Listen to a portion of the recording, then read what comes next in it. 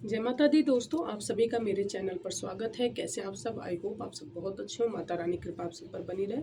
सो दोस्तों, आज का जो वीडियो है वो किसी का कमेंट भी आया था कि उन्हें अगहन में जो लक्ष्मी पूजन होता है हर गुरुवार को, वह पूजा विधि क्या है, पूजा विधि वो कैसे करनी है, कैसे वो पूजन पाठ हमें करना चाहिए, उसकी क्या विधि होती है और वह क्यों किया जाता है, और अगहन में कौन से कितने गुरुवार पड़ रहे हैं और किन दिन में गुरुवार पड़ रहा है। सो इसलिए उनका ये वीडियो आया था, मैसेज आया था, तो मैंने कहा चलिए तो मैं आपके साथ शेयर कर देती हूँ कि अगहन माह में हमें जो पूजन पाठ करना है माँ महालक्ष्मी का, वो उसकी विधि क्या है। तो सबसे पहले आपको ये बता देती हूँ कि वह पूजा इसलिए की जाती है यदि आपके घर में दरिद्रता ने घेर रखा है या बहुत परेशानी है, कुछ भी कर लेने के बाद भी आपके घर में वो बरकत नहीं हो पा रही है, तो इसके लिए श्री हरि विष्णु और लक्ष्मी जी की पूजा करना अति आवश्यक होता है। अगहन का माह जो होता है, इसमें गुरुवार के दिन माँ महालक्ष्मी और नारायण की पूजा की जाती है। समस्त कष्टों के निवारण के लिए यह गुरुवार का व्रत किया जाता है। इस गुरुवार के व्रत में पूजा विधि जो होती है वो थोड़ी सी विशेष होती है। विशेष इस प्रकार से होती है कि इसमें आपको मैं स्टार्टिंग से बता रही हूँ, और आप जो चीज़ नोट करना चाहे नोट कर लीजिए। इसमें आप अपने मेन गेट को यानी मुख्य द्वार को अच्छे से साफ सुथरा कर लेंगे। वहाँ पर चावल के आटे में थोड़ा सा हल्दी डालकर आप माता के पद चिन्ह बनाने अति आवश्यक होते हैं। इसमें माता के पद चिन्ह अवश्य बनाए जाते हैं, और इसमें जो पूजा होती है वो सुबह सुबह की जाती है ब्रह्म मुहूर्त में, यानी आप 6 बजे 7 बजे तक पूजा कर लीजिए। इस तरीके से पूजा होती है, और फिर शाम के समय दोबारा पूजन होता है। दोबारा पूजन का अर्थ होता है शाम के समय हम जैसे सुबह पूजा पाठ किए, स्नान कराए हैं, लेकिन शाम के समय भी हम उनके सामने धूप दीप प्रज्वलित करेंगे। ठीक है। सो इसमें आंवला चाहिए होता है, सिंघाड़ा चाहिए होता है, जो इस समय प्रेजेंट टाइम में जितने भी हमें फल फ्रूट जो मिल रहे हैं वही चढ़ाए जाते हैं। इसमें आंवले की डली डली जो होती है वो, और धान की बालियाँ मिल जाती हैं, बाहर मिल रही हैं, क्योंकि अगहन के गुरुवार की पूजा सब करते हैं, जो कि कल से है, कल ही है, पहला गुरुवार तो कल ही है, तो प्रथम गुरुवार कल है। सो आपको पूजा विधि मैं बता दे रही हूँ, तो सुबह सर्वप्रथम जल्दी उठ जाइए। सबसे पहले अपने मुख्य द्वार को साफ़ सुथरा कर लीजिएगा।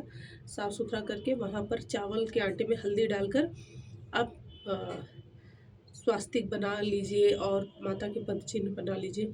आम के पत्ते लाकर, अब आप कहेंगे कल सुबह इतना जल्दी नहीं हो सकता, तो कोई बात नहीं, कल थोड़ा सा विलम्ब हो जाए लेकिन पूजन कर लीजिए।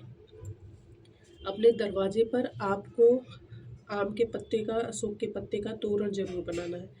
अपने पूजा स्थान पर आए, आप नहा धोकर आ जाइए, एक चौकी लगाइए, चौकी लगाकर उस पर लाल कपड़ा बिछा दीजिए। लाल कपड़ा बिछाकर माँ महालक्ष्मी और नारायण को विराजमान कर लीजिए। फोटो भी रख सकते हैं, मूर्त भी रख सकते हैं। ठीक है। इसके बाद आपको कलश की स्थापना करनी है। तो कलश में जैसे मैंने सब हमेशा बताया, सर्व औषधि डालकर, अक्षत डाल के, हल्दी की गांठ डाल के, कमलगट्टा सुपारी डालकर, धूप घास डालकर, उसमें पंचपल्लव लगाकर या आम के पत्ते लगाकर एक पात्र में आपको चावल भर के और उस पर नारियल पे कपड़े लपेट के रख देना है। तो ये कलश आपका तैयार हो गया है। गणेश जी की पूजा करना है। सर्वप्रथम गणेश जी की आप पूजा करेंगे, फिर उसके बाद आपको कलश की पूजा करनी, और फिर उसके बाद माँ महालक्ष्मी और नारायण की पूजा करनी है। इसमें माँ महालक्ष्मी को आपको श्रृंगार की सामग्रियाँ भी चढ़ानी चाहिए। आपको माँ महालक्ष्मी के समक्ष खीर का भोग लगाना चाहिए। चने की दाल, गुड़, मुनक्का, ड्राई फ्रूट, इन सब का भोग लगाया जाता है माता को। मखाने का भोग अवश्य लगाएं माता के सामने। मखाने का भोग बहुत ज़रूरी है। माता को मखाने का भोग लगाएं, खीर का भोग अवश्य लगाएं, और 5 गुरुवार आपको पूजा करनी है। पहले दिन आपकी सामर्थ्य है तो माता रानी को चुनरी चढ़ा दीजिए, लेकिन जब आखिरी गुरुवार का आप पूजन करेंगे तो उसमें कहते हैं कि आपको 7 सुहागिन, 11 सुहागिन, जितनी भी आपकी सामर्थ्य हो। नहीं सुहागिन आ रहे हैं तो कन्या, आप लक्ष्मी स्वरूप में, मैं तो कहूँगी आपको कि आपको सुहागिन बुलाना चाहिए, और उन्हें लक्ष्मी स्वरूप मान के, जैसे हम कन्याओं का पूजन करते हैं नवरात्रि के टाइम पर, उसी प्रकार से उनका पूजन किया जाता है माँ महालक्ष्मी के स्वरूप में। और जो पूजा विधि मैं आपको बताई हूँ, ये पूजा विधि इसी प्रकार से की जाती है। इसमें सिंघाड़ा वगैरह हर एक चीज़ चढ़ाया जाता है। कमल गट्टे की माला माता रानी को चढ़ाना है आपको।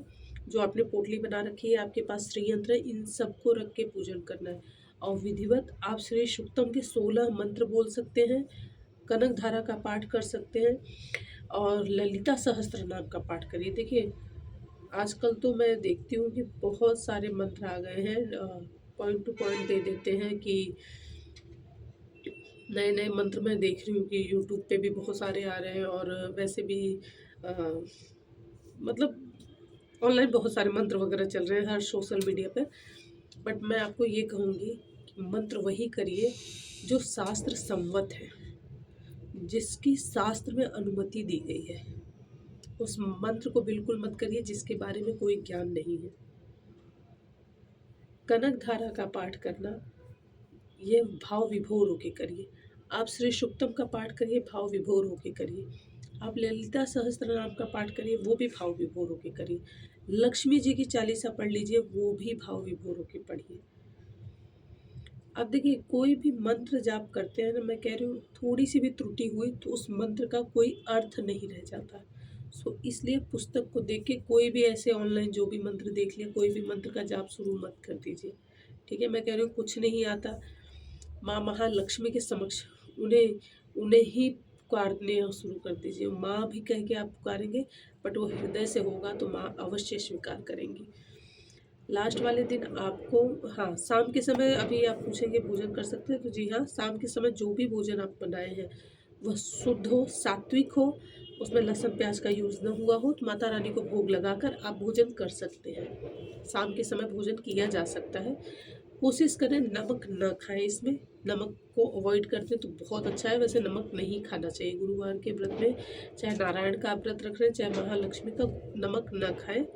और माता रानी को जो भी भोग लगाएं वो आप सब परिवार बैठ के भोजन कर सकते हैं। इसमें माता रानी के लिए पदचिन्ह अवश्य बनाएं। पदचिन्ह बहुत इम्पोर्टेंट होता है। इसमें दरवाजे पे रंगोली बहुत ज़रूरी होती है। और इसमें आपको दीपदान, यानी दीप, जैसे हम दिवाली के समय पे नहीं करते, माँ महालक्ष्मी के पूजन में दीप जलाना बहुत ज़रूरत है। तो मेन गेट पर भी अपने दीप प्रज्वलित करें, हर कमरे में दिए जलाएं, बालकनी है, छत है, वहाँ पर भी दिए अवश्य प्रज्वलित करें। और माँ महालक्ष्मी का पूजन नारायण के साथ बहुत विधि विधान के साथ आप करेंगे तो 101% आपकी पूजा माता रानी अवश्य स्वीकार करेंगी और आपको आपकी जो भी समस्या है उसका समाधान अवश्य होगा, अवश्य होता है। सो ये गुरुवार को आप पूजन करिए। अब मैं आपको बता देती हूँ कि गुरुवार कब कब है और आप नोट कर लीजिए उसे।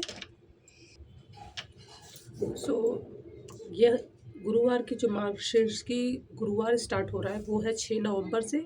तो पहला गुरुवार है वो 6 नवंबर को है, दूसरा गुरुवार है 13 नवंबर को, फिर उसके बाद तीसरा गुरुवार है 20 नवंबर को, और चौथा गुरुवार है वो है 27 नवंबर को, और पांचवा गुरुवार जो है वो है 4 दिसंबर को। तो ये इस प्रकार से गुरुवार का व्रत रहना है। जैसे मान लीजिए कि आपका पीरियड आ गया है या आप पूजा करने योग्य नहीं है तो आप नेक्स्ट गुरुवार से भी पूजा कर सकते हैं। पूजा का संकल्प करिएगा कि आप कितने गुरुवार की पूजा कर सकते हैं। जैसे मान लीजिए कि चौथे गुरुवार या पांचवें गुरुवार तक आप पूजा करने योग्य नहीं रही, सो इस चीज़ का ध्यान रखिएगा कि आप कितने गुरुवार पूजा कर सकते हैं। बहुत सारे लोग हैं एक ही गुरुवार पूजा कर सकते हैं या 2 गुरुवार पूजा कर सकते हैं, 3 या 4 या 5 या पाँचों करते हैं। ठीक है, यह आपके ऊपर है। ठीक है, लेकिन ये ध्यान रखिएगा कि आपका पीरियड बीच में ना आने वाला हो। और मान लीजिए जैसे आपने कहा कि आप 3 गुरुवार पूजा करेंगे, तो कल के गुरुवार पे आप पूजा कर सकते हैं। नहीं तैयारी कर पाए तो नेक्स्ट से आप पूजा कर सकते हैं। इसे स्त्री पुरुष कोई भी कर सकता है। माँ लक्ष्मी की श्री हरि विष्णु के साथ विधि विधान के साथ पूजन करिए और पूजा करने के बाद भगवान से अपने लिए जो भी, देखिए हमें क्या चाहिए वो हमारे ईश्वर को अवश्य पता होता है। ठीक है, सो जो भी आपको चाहिए, जो भी दुख तकलीफ है, सिर्फ आप उन्हीं से कहिए। और कहते हैं जी, जो भगवान के सामने, जो माता के सामने चीज़ें आप बोल देंगे ना, दुनिया में आपको किसी से बोलने की ज़रूरत नहीं पड़ती। और वो हमारे इष्ट हैं, हमारे भगवान हैं, हमारी माँ हैं, उन्हें पता होता है कि उन्हें उनके बच्चों को क्या चाहिए। सो इस तरीके से आप पूजा पाठ करेंगे। पूजा जैसे आपको आती हो, जिस जिस तरीके से आती हो, कुछ त्रुटि भी होती है उसके लिए प्रभु से क्षमा मांग लीजिए और विधि विधान के साथ अपनी भूल को क्षमा मांगते हुए जिस प्रकार से आपको पूजा आती है सिर्फ भाव के साथ पूजा अवश्य करिए। मैं कहती हूँ भावना बहुत ज़रूरी होती है। कुछ चीज़ें कम भी हो चलेगा, लेकिन विधि विधान और भाव की आवश्यकता बहुत होती है। तो भाव से पूजन करिएगा। मैंने आपको बता भी दिया। और जैसे मान लीजिए आप 2 या 3 गुरुवार पूजन कर रहे हैं, सो तीसरे गुरुवार को जैसे मान लीजिए आप पूजन कर रहे हैं, आप उस दिन आखिरी गुरुवार है, आपने 3 माना था, तो उस दिन पूजा पाठ करके आप सुहागिनों को बुलाकर विधि विधान के साथ उनका पूजन करेंगे। ठीक है? जैसे हम कन्याओं का पूजन करते हैं, तो वो लक्ष्मी स्वरूपा होती है। सुहागिनों को बुला के उन्हें सुहाग की भी चीज़ों का दान दिया जाता है, उन्हें भोजन कराया जाता है, तिलक लगाते हैं। सो इस तरीके से आखिरी गुरुवार के दिन माता रानी को आप वस्त्र भी चढ़ा सकते हैं, श्रृंगार की सामग्री चढ़ाएंगे। श्रृंगार की सामग्री वैसे सभी गुरुवार में चढ़ाएंगे आप, क्योंकि माँ लक्ष्मी के पूजन में आपको सुख समृद्धि सौभाग्य सारे चाहिए होते हैं। सो इसे स्त्री और पुरुष कोई भी कर सकता है और माता रानी का आशीर्वाद ले सकता है। सो दोस्तों, आशा करती हूँ कि आज का ये वीडियो आपको ज़रूर पसंद आया होगा। वीडियो पसंद आया लाइक करिए, शेयर करिए, चैनल पे नए हैं सब्सक्राइब जरूर करिएगा, बेल आइकन प्रेस करिएगा, दोस्तों के साथ शेयर करना बिल्कुल ना भूलें। मैं मिलूंगी आपसे नेक्स्ट वीडियो में, तब तक के लिए जय माता दी।